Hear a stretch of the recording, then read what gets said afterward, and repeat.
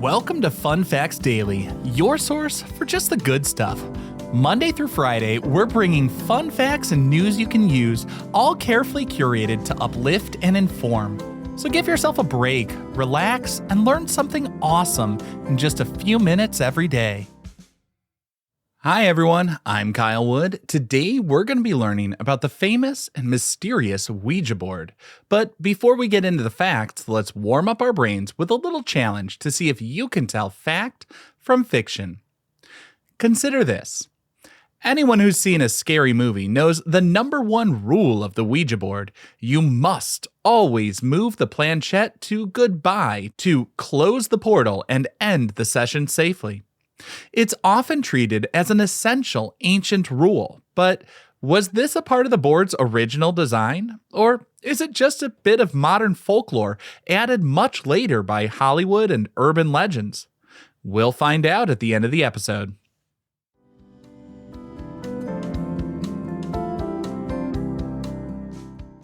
Now for your word of the day. Our word for today is ideomotor. That's ideomotor. The ideomotor effect is a fascinating psychological phenomenon that provides a scientific explanation for how things like Ouija boards work. The word is a combination of two roots: ideo, which comes from the Greek word for idea or thought, and motor, which means movement. So ideomotor literally means thought movement. It describes a concept where a person makes tiny, involuntary, and unconscious muscle movements that are triggered by their own thoughts, expectations, or suggestions. The term ideomotor response was first used by the scientist William Benjamin Carpenter in 1852. He was studying things like dowsing rods and table turning, which were popular at the time. He proposed that the movements weren't coming from a supernatural force, but from the participants themselves. Their brains expected or wanted a certain outcome, and so their muscles subconsciously made it happen. It's the brain telling the muscles to move, but so subtly that the conscious mind doesn't even realize it's the one giving the command, making the movement feel like it's coming from an outside source.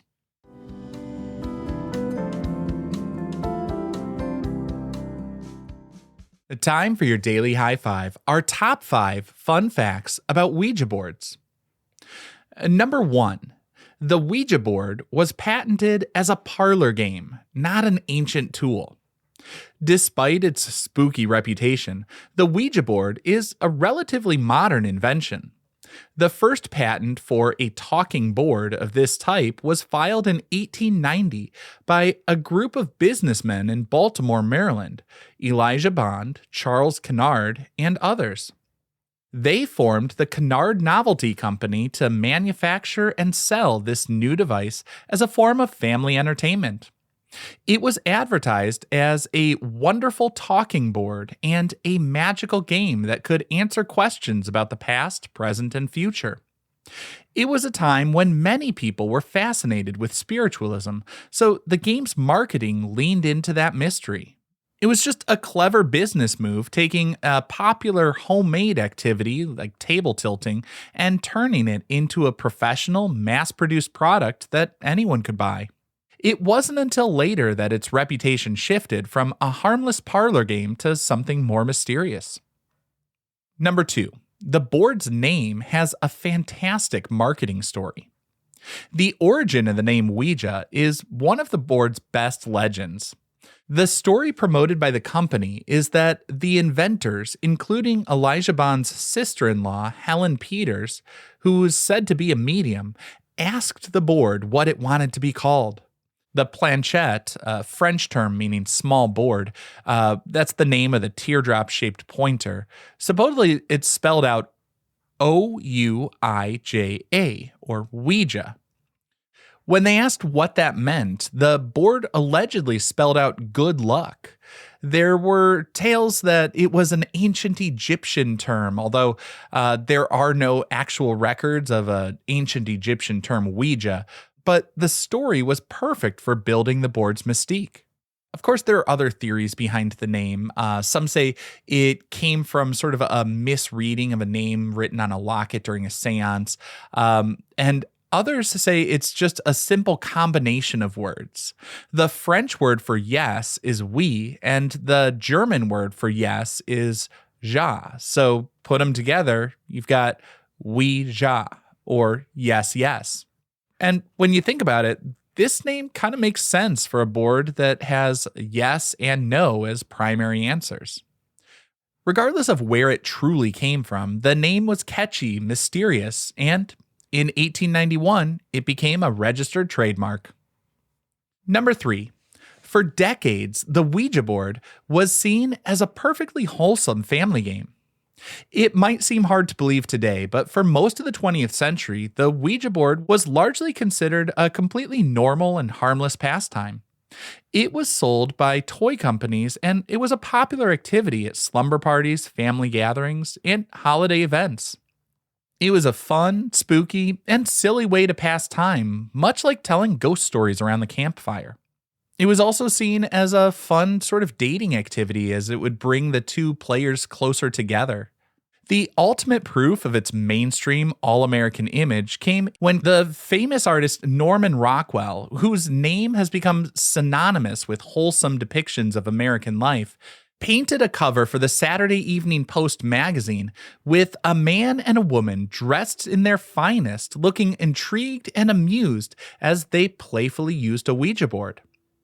In that same era, another popular magazine, Good Housekeeping, actually once recommended the talking board as an ideal housewarming present. Of course, there were always some people who had religious objections to anything they see as divination of any sort, but the real broader cultural perception changed dramatically in the 1970s. Thanks largely to the horror movie The Exorcist, which came out in 1973. The film was a massive hit, portraying a young girl possessed by a demon, and in the movie, she had played with a Ouija board. And that was enough to link the board in the public's imagination with dark, dangerous, and terrifying forces. After The Exorcist, the Ouija board was no longer just a simple parlor game. It became a staple of horror movies and a symbol of the forbidden, or opening a portal to the realms of evil spirits. Number 4. The Ouija board's biggest sales year was 1967, when it actually outsold Monopoly. The Ouija board's popularity has risen and fallen with cultural trends, but its biggest year by far was 1967. The rights to the game had been purchased by the major toy manufacturer Parker Brothers in 1966. They launched a new marketing campaign at the time when counterculture and a new interest in the mystical and spiritual was sweeping the nation.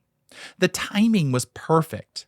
That year, an incredible 2 million Ouija boards were sold in America. This made it the best-selling game of the year, even beating out Monopoly. Even 75 years after its invention, the public's curiosity about the wonderful talking board just never seems to end. And our fifth and final fun fact for today, science tells us that while the planchette physically moves, in another way, it's kind of all in your head. The Ouija board is probably the greatest example of the ideomotor effect at work. Scientific studies have consistently shown that the planchette does not move on its own.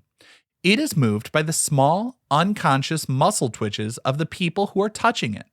Because 2 or more people are often using it, their tiny combined movements create a fluid, seemingly independent motion. In controlled experiments, when participants are blindfolded, the board's messages instantly become nonsensical gibberish. The planchette drifts off the board or fails to spell coherent words. This is because the users can no longer see the letters, so their brains can't subconsciously guide their hands to spell out the answers they're expecting or wanting. It's not a ghost moving the pointer, it's a powerful and fascinating demonstration of our own subconscious minds at work.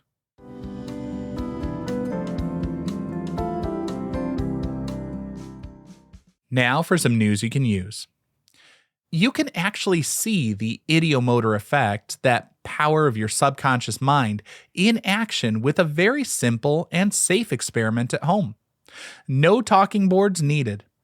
All you need is a piece of string about a foot long and a small, slightly weighted object to tie to it, like a metal washer, a paperclip, or a ring. This creates a simple pendulum. Hold the end of the string between your thumb and forefinger, letting the object dangle perfectly still. Now, just think about moving it left and right. Don't consciously try to move your hand, just visualize the pendulum swinging. After a few seconds, you'll be amazed to see it start to swing just as you imagined. Then, in your mind, tell it to stop, and then tell it to swing in a circle. It will. You aren't trying to move your hand, but your brain is sending microscopic signals to your finger muscles, proving just how powerful your own expectations and subconscious thoughts can be.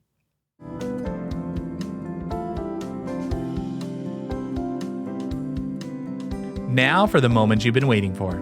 At the beginning of the episode, I asked if there's truly an ancient rule that you must say goodbye to close a portal and end a session safely when using the Ouija board. Well, that one's a fallacy. It may feel like good manners to bring about a little closure and say goodbye, but it's not a hard and fast rule. The word goodbye was printed on the original 1890 patented board, but it was just a practical way to end the conversation. The idea that you must do this to close a portal and prevent evil spirits from following you is a complete fabrication, largely from modern movies and urban legends.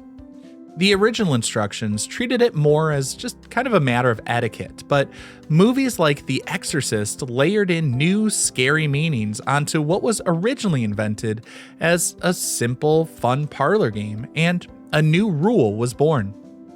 Now, I hope you enjoyed learning a bit about the Ouija board with me today. Be sure to tune in every weekday for even more fun facts. Fun Facts Daily is an Airwave Media podcast. It was written, recorded, mixed, and edited by me, Kyle Wood. Thanks for sharing a part of your day with me.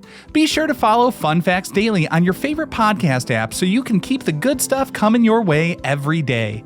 And if you like the show, please do me a favor and leave a kind rating, review, or just tell your friends about it.